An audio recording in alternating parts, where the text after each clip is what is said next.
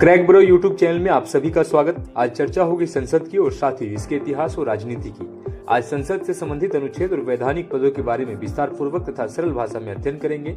संसद से संबंधित बातें जिसे 8 चरणों में समझने का प्रयास करेंगे वो इस प्रकार है। पहला है संसद शब्द की उत्पत्ति, दूसरा है पुराने भारतीय संसद भवन की स्थिति और इसके वास्तुकार, तीसरा है नए संसद भवन की स्थिति और इसके वास्तुकार, चौथा है भारतीय संसद की शक्तियां, पांचवा है भारतीय संसद की रूपरेखा, छठा है लोकसभा और राज्यसभा में अंतर, सातवां है संसद से संबंधित अनुच्छेद और आठवां एवं अंतिम चरण है संसद सत्र। तो चलिए अब हम शुरू करते हैं।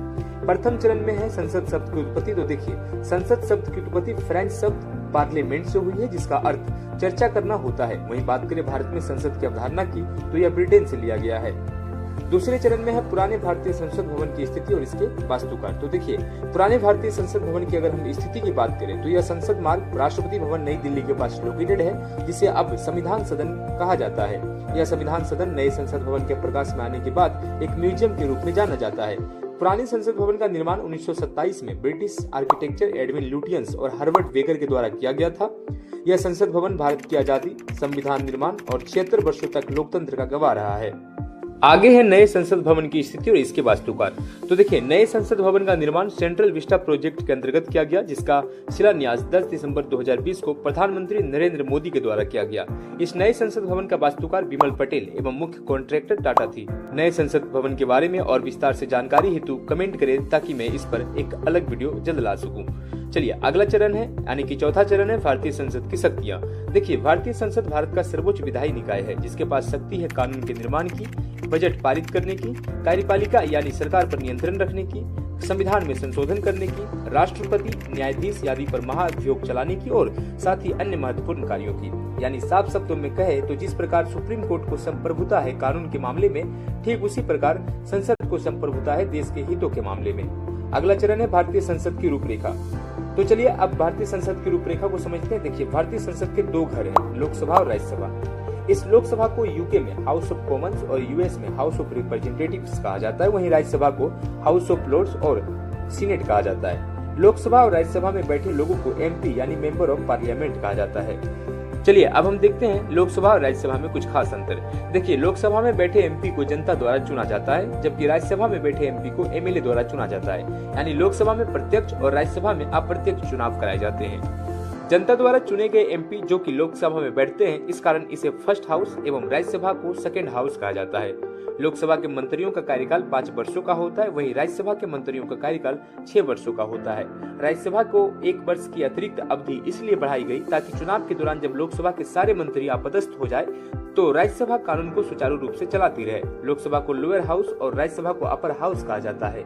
लोकसभा में सीटों की संख्या 545 से 543 हो गई। 2 सीट एंग्लो इंडियन के लिए थी जो कि हटा दिया गया।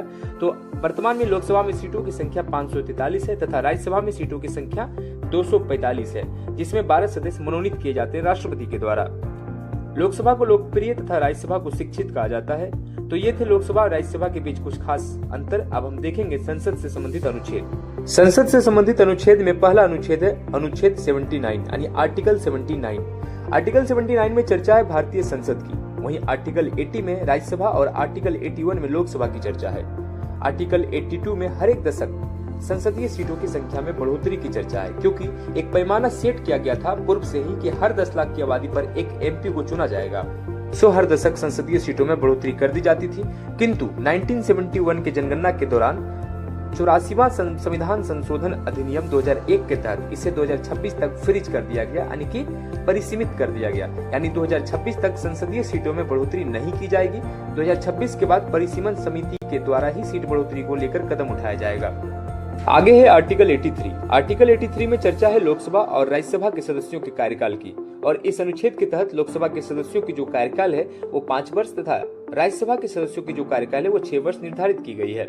किंतु अगर सदस्यों की कार्यकाल पूरी हो जाती है तो लोकसभा में संपूर्ण सदस्यों की कार्यकाल समाप्त होती है, जबकि राज्यसभा में 1/3 सदस्यों की कार्यकाल समाप्त होती है, ताकि सदस्यों की गैर मौजूदगी में भी कुछ सदस्यों द्वारा संसद चलती रहनी चाहिए। यानी राज्यसभा के सदस्यों को 3 भागों में 1/3 रूप से बांटी जाती है, ताकि इस सेक्शन वाले का अगर कार्यकाल पूरा हुआ तो ये सेक्शन संसद संभालेगा और इसका हुआ तो अगला, और इसी तरह ये चलता रहता है।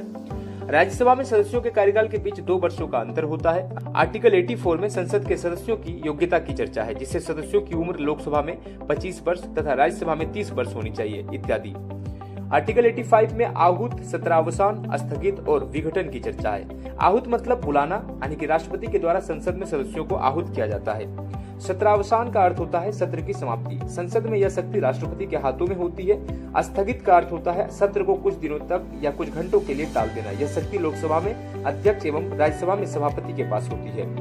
विघटन का अर्थ होता है समाप्त कर देना। संसद में अगर अविश्वास प्रस्ताव सफल रूप से पेश कर दी जाती है तो राष्ट्रपति के द्वारा संसद को विघटित कर दिया जाता है और फिर से चुनाव कराए जाते हैं। आगे है आर्टिकल 86। आर्टिकल 86 में राष्ट्रपति के अभिभाषण की चर्चा है। आर्टिकल 86 के तहत ही राष्ट्रपति धन्यवाद प्रस्ताव के ऊपर साल का पहला सत्र बजट सत्र में पहले ही दिन भाषण देता है। फिर आगे है आर्टिकल 87। आर्टिकल 87 में राष्ट्रपति के विशेष अभिभाषण की चर्चा है। चुनाव के वर्ष राष्ट्रपति के द्वारा दिए गए भाषण को राष्ट्रपति का विशेष अभिभाषण कहा जाता है।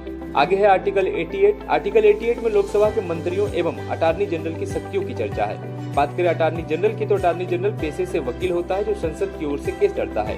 अटॉर्नी जनरल को लोकसभा में भाग लेने का, पार्टिसिपेट करने का राइट्स है, लेकिन ये लोकसभा का सदस्य नहीं होता है, ना ही ये लोकसभा में अपना मत दे सकता है। फिर आगे है आर्टिकल 89। आर्टिकल 89 में सभापति और उपसभापति की चर्चा है। राज्यसभा के अध्यक्ष को सभापति, जो कि उपराष्ट्रपति होता है, कहते हैं। उपसभापति को अप्रत्यक्ष चुनाव के जरिए चुना जा सकता है और चुनाव के द्वारा ही हटाया जा सकता है, किंतु सभापति को महाभियोग के द्वारा हटा सकते हैं। अगर सदन में यह दोनों अनुपस्थित रहे तो राज्यसभा 5 सदस्यों की लिस्ट राष्ट्रपति को भेजता है, जिसमें से एक का चुनाव किया जाता है। आगे है आर्टिकल 93। आर्टिकल 93 में लोकसभा के अध्यक्ष और उपाध्यक्ष की चर्चा है, जिसमें से अध्यक्ष का चुनाव 545 सीटों में से किया जाता है। अध्यक्ष की अनुपस्थिति में इसकी भूमिका प्रोटेम स्पीकर निभाती है। अब अंतिम चरणों में समझेंगे संसद का सत्र। संसद के 3 सत्र होते हैं, जिसकी बैठक 1 वर्ष के अंदर कर ली जाती है। पहला है बजट सत्र। यह प्रथम सत्र होता है, जिसकी अवधि फरवरी से मई तक की होती है। दूसरा है मानसून सत्र। इसकी अवधि जुलाई से अगस्त तक की होती है।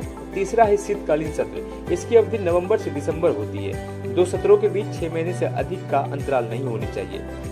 तो ये थी भारतीय संसद के इतिहास और राजनीति के बारे में विस्तार पूर्वक चर्चा।